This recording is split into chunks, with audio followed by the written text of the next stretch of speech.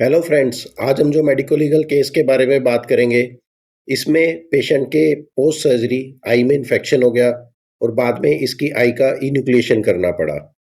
यह case national commission में चला। पेशेंट एमपी का था। Doctor Rajni Sehgal versus doctor Pawan and others. Complainant ने कहा कि मैं 3/7/2014 को अपोनेंट 1 के पास आई चेकअप के लिए गई। उन्होंने मेरा विजन टेस्ट किया। मुझे ग्लासेस एडवाइस करने चाहिए थे, लेकिन इन्होंने कहा कैटरेक्ट है और आपकी कैटरेक्ट की सर्जरी करनी पड़ेगी। तो इन्होंने 4 दिन बाद राइट आई का ऑपरेशन कर दिया। बाद में मुझे बहुत ज़्यादा पेन था, साथ में ब्लड विजन भी थी। मैंने इमीडिएटली डॉक्टर को बताया, इन्होंने रीश्योरेंस कर दी और नेक्स्ट डे मेरी लेफ्ट आई का भी इन्होंने ऑपरेट कर दिया। उसके बाद मैं 12 तारीख को उनको दिखाने गई। इन्होंने कोई एग्जामिनेशन कंडक्ट नहीं किया, ना कोई स्प्लिट लैम्प से एग्जामिन किया, ना कुछ और। मेरा पेन बढ़ता गया और हर बार इन्होंने मुझे रीश्योरेंस दी। उसके बाद क्योंकि मेरा पेन दोबारा बढ़ता गया, मैं 18 को दोबारा गई। तो डॉक्टर ने मुझे बोला कि आप नेक्स्ट डे आओ, हम अल्ट्रासाउंड करेंगे। उन्होंने अल्ट्रासाउंड कंडक्ट किया 19 तारीख को। फिर माइनर सर्जरी इन्होंने 21 का प्लान किया। माइनर सर्जरी के तौर पे इन्होंने मेम्ब्रेन को हटा दिए। उसके बावजूद पेन और स्वेलिंग जो है वो बढ़ती गई। बाद में इन्होंने मुझे 23 तारीख को दूसरे सेंटर पे रेफर कर दिया। फिर मैं दूसरे से तीसरे, तीसरे से आगे मल्टीपल सेंटर्स पे बाकी अपोनेंट से मैंने इलाज लिया। लास्ट में अपोनेंट ने मेरी आई को रिमूव कर दिया। तो जो मुझे इन्फेक्शन हुआ है वो ओटी के अंदर हुआ है और इन्होंने कंपनसेशन फर्स्ट और सेकंड ओपोनेंट से डिमांड की 7 करोड़ के अराउंड।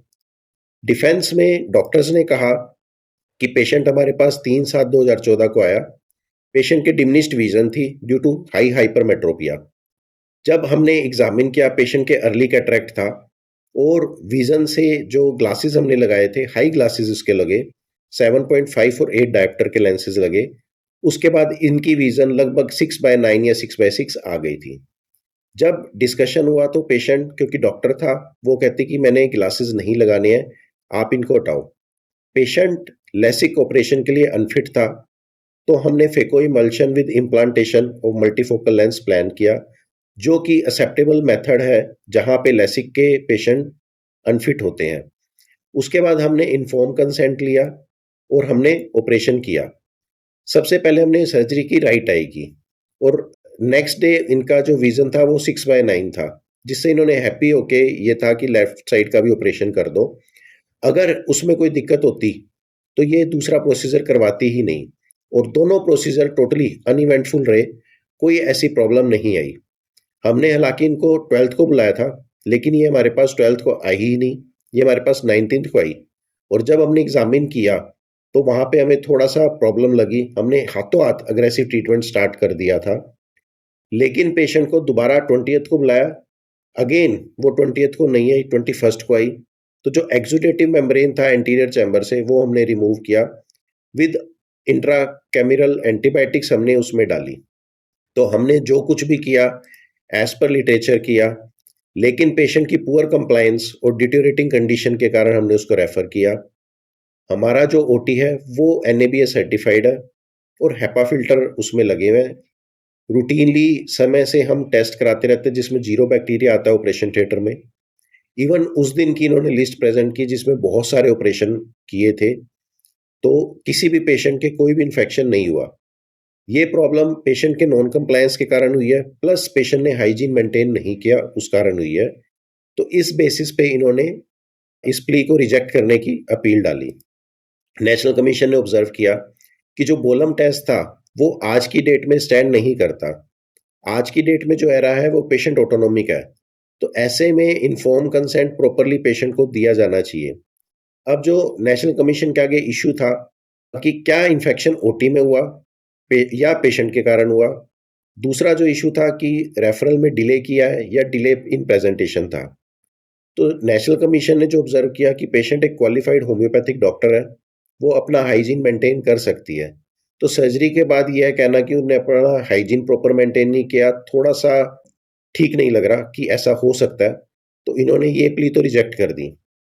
दूसरा नेशनल जो इशू था कि टाइमली रेफर किया या डिले किया है, तो इसमें नेशनल कमीशन ने ऑब्जर्व किया और देखा कि अगर उसको टाइमली रेफर किया होता तो शायद उसकी आई बच जाती, लेकिन बाय द टाइम जब उसको रेफर किया उसकी आई ऑलरेडी अनरिकवरेबल स्टेट में पहुंच गई थी। तो इस करके इन्होंने इसको ये माना कि इन्होंने कहीं भी ये गलती रही है। एक जो इश्यू था, जो डॉक्टर्स कह रहे थे कि 12 को पेशेंट नहीं आया, जबकि पेशेंट कह रहा है कि 12 को मैं आया हूँ। तो नेशनल कमीशन ने ऑब्जर्व किया, जब 19 को आया, आपने प्रिस्क्रिप्शन में कहीं पे भी नहीं लिखा कि 12 को नहीं आया। तो ये प्रूव करना अब ऑलमोस्ट इम्पॉसिबल है कि पेशेंट 12 को आया या नहीं आया। अगर पेशेंट पेन में है, तो वो 12 को आया ही होगा आपके पास। तो इन्होंने डेफिशिएंसी यहाँ मानी और नेग्लिजेंस माना। फाइनली इन्होंने 25 लाख रुपीस कंपनसेशन दी और 50 lakh rupees cost of litigation के तौर पे अवार्ड कर दिया। टेक होम मैसेज की बात करें फ्रेंड्स, कभी भी कंप्लेनेंट कोई भी कंप्लेंट डालता है तो उसको फैक्ट्स के साथ हमने उसको मना करना है। अगर बिना फैक्ट्स के आप कुछ भी दें तो वो कोर्ट में एडमिसिबल नहीं होता। जैसे यहाँ पे डॉक्टर्स कह रहे हैं कि पेशेंट ने इन्फेक्शन जो है घर पे मिला, तो आपको उसको प्रूव करना पड़ेगा। इसकी बजाय अगर ये डिफेंस लिया होता कि इन्फेक्शन ओटी में या ओटी के बाद this is a non complication, ये हो सकता है और हमने ये इन्फॉर्म कंसेंट में दिया था, तो शायद केस का रिजल्ट दूसरा होता। लेकिन यहाँ पे इन्होंने फाइट की कि इन्फेक्शन घर पे हुआ है। दूसरा, जो भी आप कर रहे हो वो मेडिकल नॉर्म्स के हिसाब से हुआ है, आपको ये प्रूव करना पड़ता है। And referral always should be timely. जब डैमेज पेशेंट को हो उससे पहले रेफरल हो जाना चाहिए, ताकि डैमेज प्रॉपर ना हो और पेशेंट रिकवर कर सके, तभी रेफरल को टाइमली माना जाता है। अदरवाइज ये होता है कि आपने पेशेंट को काफ़ी डिलेड रेफर किया है और ये दिक्कत हो सकती है। Thank you friends. अगर आपके कोई भी कमेंट्स हैं तो आप नीचे हमारे व्हाट्सएप पे इस नंबर पे डाल सकते हैं या इस वीडियो पे अपने कमेंट्स डाल सकते हैं। इस वीडियो को अधिक से अधिक शेयर और सब्सक्राइब करें, ताकि लोग के वर्ड हर डॉक्टर को पता हो और वो अपनी प्रैक्टिस आराम से कर सके। Thank you friends.